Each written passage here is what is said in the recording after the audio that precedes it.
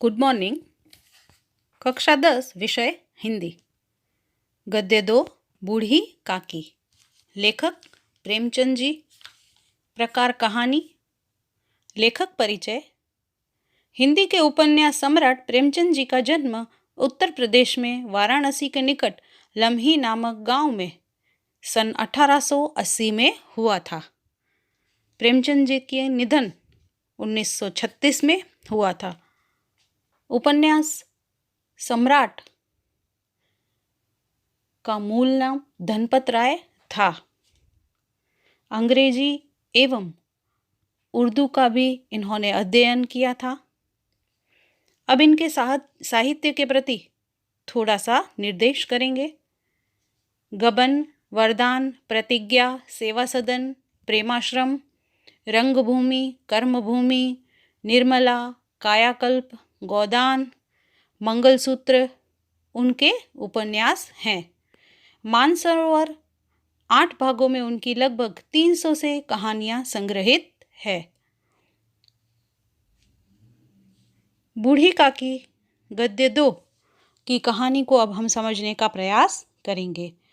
बूढ़ी काकी उन असहाय और दयनीय व्यक्तियों की व्यथा है जिन्हें परिस्थितिवश मजबूरी में अपनी संपत्ति किसी अन्य को सौंपनी पड़ती है, खुद उसकी कृपा पर जीना पड़ता है।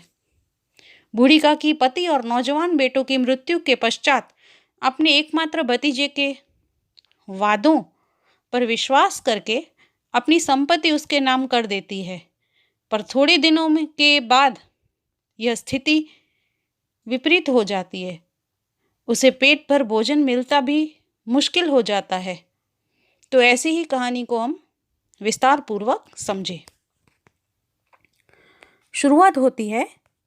बूढ़ी काकी का कभी अपना भरा पूरा परिवार हुआ करता था, पर पति और नौजवान बेटों की मृत्यु हो जाने के कारण अब वह बिल्कुल बेसहारा हो गई है। विवश होकर वह अपने परिवार में बचे रहे एकमात्र भतीजे बुद्धिराम को अपनी पूरी संपत्ति लिख देती है। इसके बाद तो वह बुद्धिराम और उसकी पत्नी रूपा की दया पर आश्रित हो जाते हैं। बूढ़ी काकी को पेट भर भोजन न मिलता और उसका उसे दुख था। खाना समय पर न मिलता था या खाने की मात्रा कम होती थी। इस बात पर वे गला फाड़ फाड़ कर रोती थी।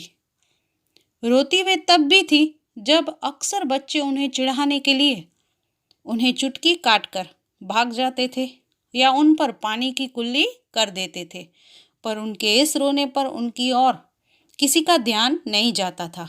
बुद्धिराम के परिवार में काकी से थोड़ा लगाव यदि किसी को था तो वह बुद्धिराम की बेटी लाडली थी। लाडली के लिए बूढ़ी काकी सुरक्षा का काम करती थी। लाडली अपने दोनों भाइयों के डर से अपने हिस्से के खाने की चीज़ें बूढ़ी काकी की सुरक्षा में आराम से खा पाती थी, इसलिए लाडली काकी का थोड़ा बहुत ध्यान भी रखती थी। बुद्धिराम के बेटे सुखराम के तिलक का उत्सव था। इस अवसर पर पूड़ियाँ, कचौड़ियाँ तली जा रही थी और मसालेदार सब्जी बन रही थी। इन सब की सुगंध बूढ़ी काकी को अपनी कोठरी में बेचैन कर रही थी। उन्हें अलग और लग रहा था कि मेहमानों के भोजन कर लिया होगा और उनके लिए कोई भोजन लेकर नहीं आया। यह सोचकर उन्हें रोना आ गया, पर वे मन महसूस कर रह गई। शुभ अवसर पर रोना बुरा जो होता है। बूढ़ी काकी की कल्पना में लाल लाल फूली हुई पूड़ियाँ नाचने लगती हैं। वे धीरे धीरे रेंगते हुए उस कहार के पास पहुंच जाती है जिसमें पूड़ियाँ निकाली जा रही थी, मगर तभी रूपा की नज़र उन पर पड़ती है और वह जल भुन जाती है। वह तुरंत काकी पर झपट पड़ती है और उन्हें बुरी तरह फटकारती है। बूढ़ी काकी सन्न हो जाती है और कुछ नहीं बोलती। वे रेंगती रेंगती अपनी कोठरी में चली जाती है। अब वे अपनी जल्दबाजी पर दुखी होती है। वे रूपा की झिड़की को उचित मानती है और अपने किए पर पछताती है। वे निश्चिंत करती हैं कि जब तक कोई उन्हें बुलाने नहीं आएगा वे बाहर नहीं जाएंगी। लेकिन कुछ समय और बीतता तो उनसे रहा नहीं गया। वे फिर सरकती हुई आंगन में जा पहुंचती है। वे देखती है कि मेहमान मंडली अभी भी भोजन की पात जमी हुई है। बुद्धिराम की बूढ़ी काकी को आया हुआ देखकर आग बबूला हो जाता है। वह लपक कर आता है और बूढ़ी काकी के दोनों हाथ पकड़कर उन्हें घसीटते हुए अंधेरी कोठरी में पटक आता है। अब बुद्धिराम और उसकी पत्नी रूपा बूढ़ी काकी को दंड देने का निश्चय करते हैं। आमंत्रित मेहमानों, घरवालों, बाजे वालों, धोबी, नाई सब ने भोजन कर लिया, लेकिन बूढ़ी काकी को भोजन करने के लिए किसी ने नहीं पूछा। लाडली इससे बहुत दुखी होती है। उसने अपने हिस्से की पूड़ियाँ बूढ़ी काकी को खिलाने के लिए अपने पास सुरक्षित रख ली है। वह उन्हें बूढ़ी काकी को देंगी, परंतु वह अपनी माँ के डर से उनके पास नहीं जा रही थी।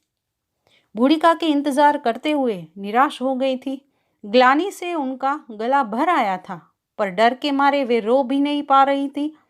जब सब सो गए तो लाडली बूढ़ी काकी के पास पहुंची। उसने बूढ़ी काकी से कहा कि वह अपने हिस्से की पूड़ियाँ ले आई हैं, वे खा ले। इतना सुनते ही बूढ़ी काकी पूड़ियों पर टूट पड़ती है और 5 मिनट में सारी पूड़ियाँ खा लेती है। वे लाडली से कहती हैं कि वह अपनी माँ से और पूड़ियाँ मांग कर लाए, पर माँ के मारने के डर से लाडली इनकार कर देती है। बूढ़ी काकी से रहा नहीं जाता। वे लाडली का हाथ पकड़कर वहां पहुंचती हैं जहां जूठे पतल पड़े थे। वे बैठ जाती हैं और उन पतलों से पूड़ियों के जूठे टुकड़े तथा पतलों पर छूटे हुए अन्य व्यंजन उठा उठाकर बखानते हुए खाने लगती है। तभी सो रही रूपा की नींद खुलती है। वह लाडली को अपने पास नहीं पाती। वह उठकर जाती है तो देखती है कि लाडली जूठे पतलों के पास खड़ी है और बूढ़ी काकी पतलों से पूड़ियों के जूठे टुकड़े चुन चुन कर खा रही है। यह हृदय विदारक दृश्य देखकर रूपा सन्न रह जाती है। करुणा और भय से उसकी आंखें भर आती है। उसे लगता है कि वह कितनी निर्दय है। वह मन ही मन में अपनी इस भयंकर गलती के लिए क्षमा मांगती है। रूपा दिया जलाती है। वह भंडार का दरवाजा खोलती है। एक थाली में सभी प्रकार के व्यंजन सजाती है। वह बूढ़ी काकी को वहां से उठाती है और भोजन की थाली उनके पास रखकर उनसे भोजन करने के लिए कहती है। वह बूढ़ी काकी से अपनी भूल के लिए बुरा न मानने और परमात्मा से इस अपराध के लिए क्षमा करने की प्रार्थना करती है। बूढ़ी काकी भोले बच्चों की तरह सारा तिरस्कार भूलकर भोजन करने लगती है। उसके रोए रोए से रूपा के लिए सच्ची सद इच्छाएं निकल रही थी। तो बच्चों, हमने आज बूढ़ी काकी गद्य को समझा। अब गृह कार्य की तरफ हम देखेंगे कि बूढ़ी काकी गद्य में आशय स्पष्ट कीजिए, ऐसा प्रश्न पूछा जाएगा। बुढ़ापा बहुधा बचपन का पुनरागमन हुआ करता है। दूसरा प्रश्न, लड़कों का बूढ़ों से स्वाभाविक विद्वेष होता है। आशा करती हूँ कि आपको यह गद्य समझ में आया होगा। कहानी के आधार पर गृह कार्य भी आप अच्छे से कर पाएंगे। Thank you.